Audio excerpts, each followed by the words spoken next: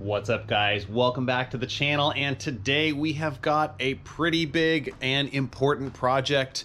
We are going to be working on something that can absolutely wreak havoc on your Jeep if you do not keep up with this particular part. And in just a moment, I'm going to show you what we're talking about.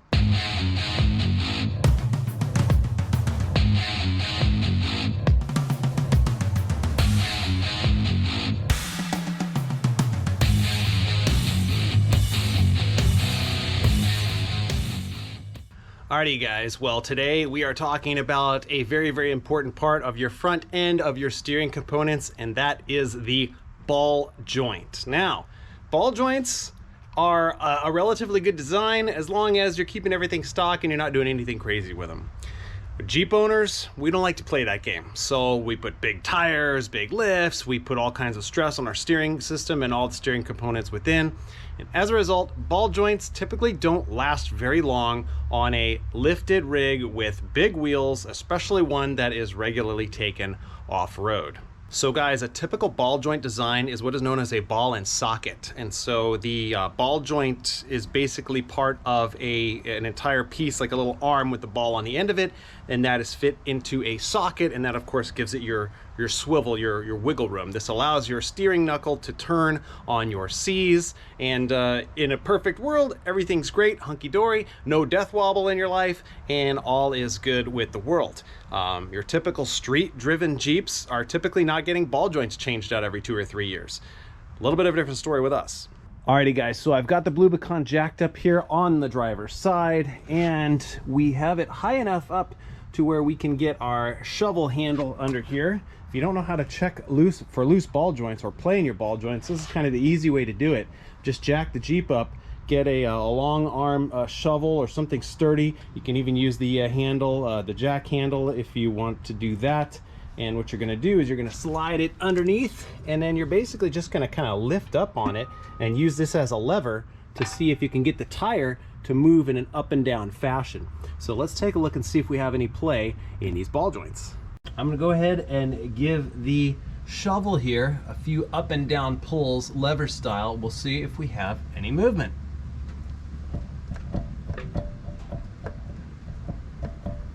Well, that looks like a lot of movement there.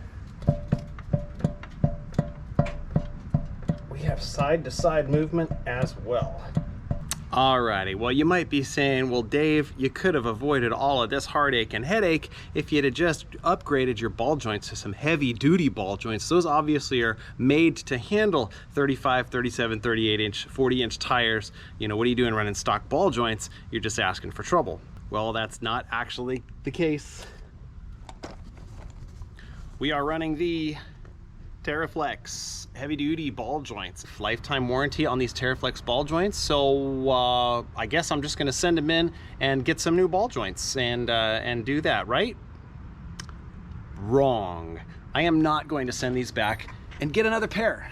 Matter of fact, I'm not gonna run traditional ball joints anymore. Why?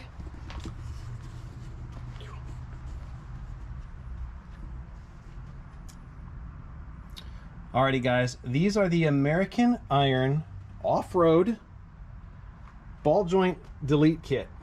Let me get my keys out of the way here.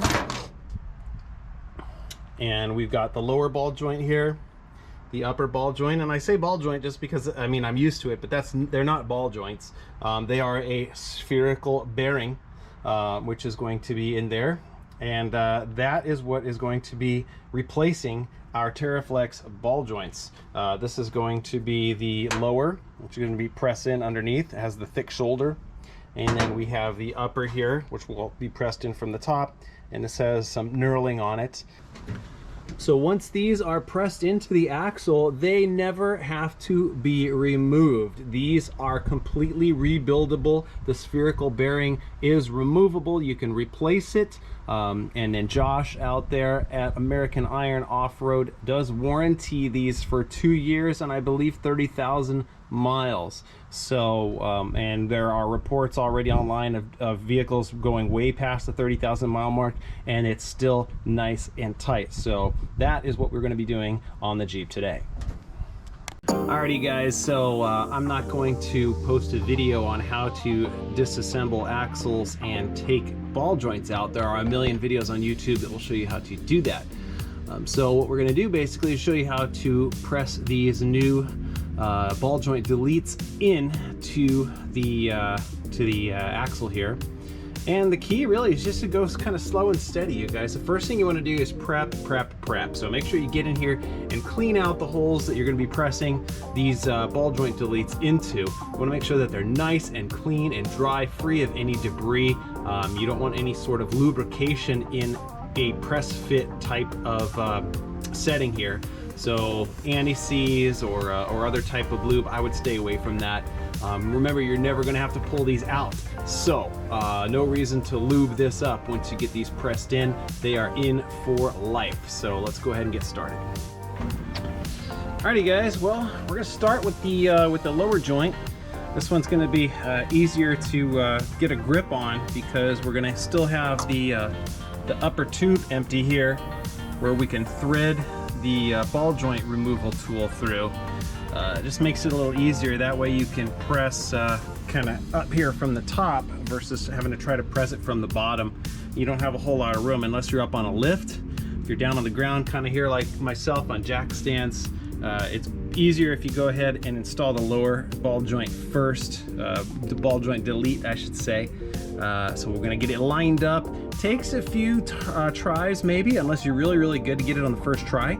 But what we're going to do is really going to try to make sure that this thing comes straight up and seats nice and evenly. You don't want to come in crooked or cockeyed, because if you do and you continue to press it in, not only can you damage the ball joint delete, but you're also going to ream out some nasty holes and scars on the inside of your C here. So you definitely don't want to do that either. So the key is to go very slow, extremely slow, very steady.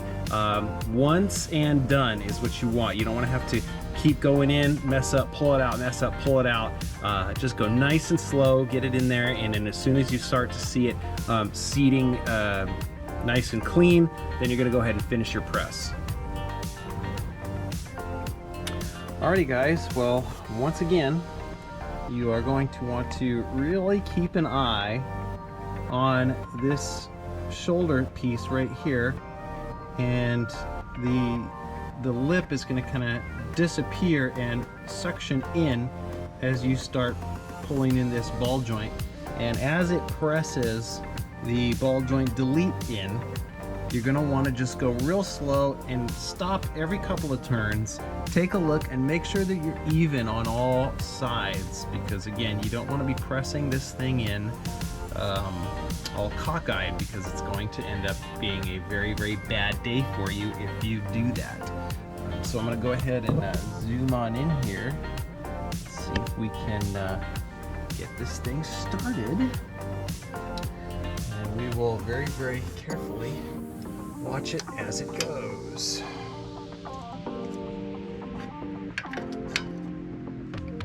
Alright, so taking a quick look, just want to make sure this thing is nice and neat. I'm actually going to reposition this a little bit because it already looks like it might be going in a little cockeyed. So I'm just going to move this guy over here and see if that changes anything.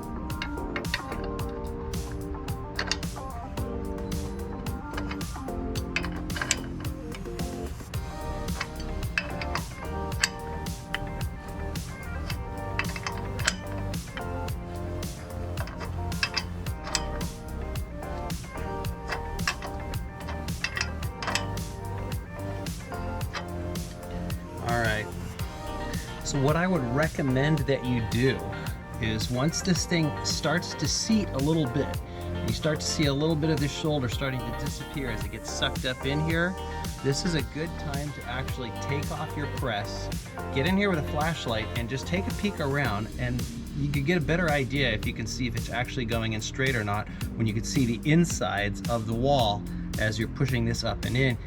It'll be a lot more evident if it's going in cockeyed or not. So we're going to do that real quick, because once again, you want to do this once and once only. Alrighty guys, well, it might be my lucky day. I don't expect that everybody who does this job is going to get a clean press on their very first attempt. But yeah, I may have to go buy a lottery ticket after this, because this looks pretty darn clean at this point. I don't want to speak too soon, because obviously we're not all the way pressed in yet. We still got a ways to go before we seat the shoulder against the inside of the C. But this looks like a really, really good start, so I am very confident at this point with moving forward with the rest of my press.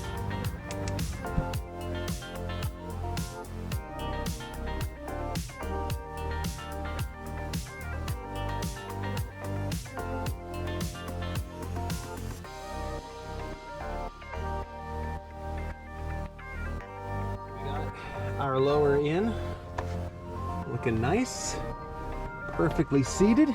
Alrighty, so getting the top pressed in is going to be the same thing as getting the bottom pressed in. You're just going to come in, you're coming from the top this time, but you're going to want to go nice and slow. The top one is probably going to give you a little bit more trouble than the bottom. The top one really kind of want to move a little bit, and that's because it doesn't have a segregated shoulder like the bottom one does. So, also the knurling too, I think that knurling also kind of encourages this thing to want to, you know, tumble around a little bit as you're pressing it. So you definitely want to make sure that as you're doing that, that you're going really slow, and continue to recheck your alignment with each time that you do this. All right, well, we've got our ball joint press ready to go here. And as you can see, it looks nice and straight at this point. But as you begin your descent, you will see that this thing is going to want to move a little bit. So we're going to see if we can get this right on the first try.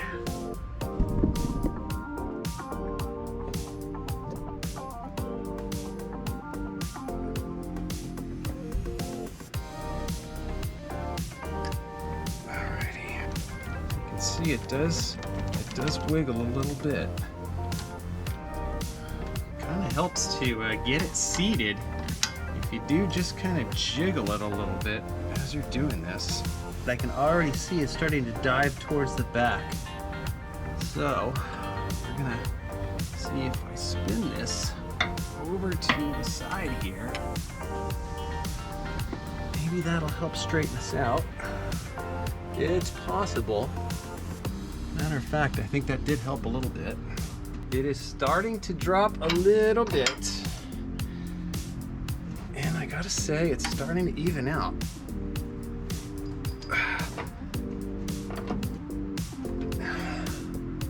This one might be on track, which would be absolutely amazing if we got it on the first try.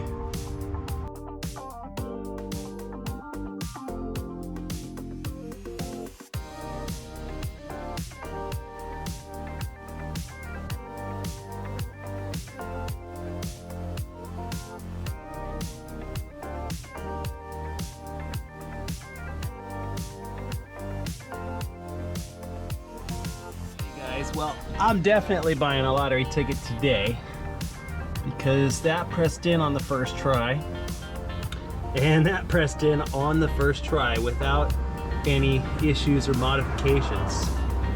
I do feel like kind of jiggling it around as you get it started did kind of help. It looked like it was starting to initially go in leaning towards the back of the Jeep a little bit, and then as I jiggled it, it did kind of straighten out, and then I was able to press it straight in. So maybe a little tip there, some jiggly might help you out as you start it getting down in there. Okay, so we're gonna drop that guy in there, make sure that everything is seated properly. Push this guy through like this. Throw the washer in there, make sure it's seated. Our conical washer. Get this guy started. And we've got to get our knuckle on. The old heavy duty steering knuckle here. Going to slide him on there. Oh wait, can't forget about this guy right here. Make sure we get that on correct.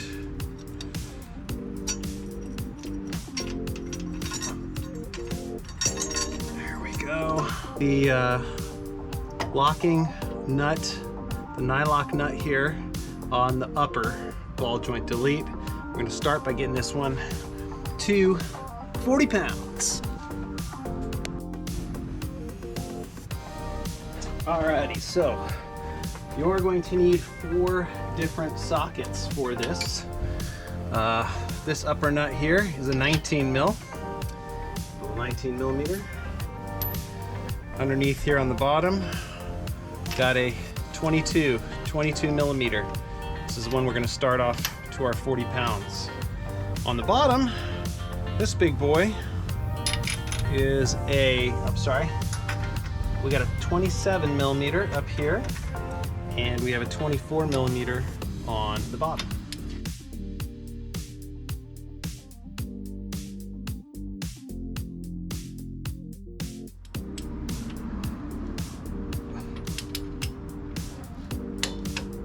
There we go. Now we're gonna get the bottom. We're gonna torque him up to 50 pounds.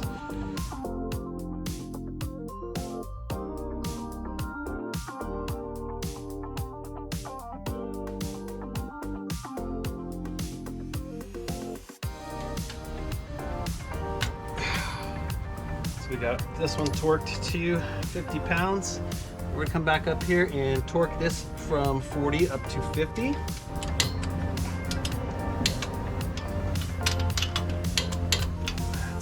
The last nut down here, which is this big boy. This one goes to 85 foot-pounds.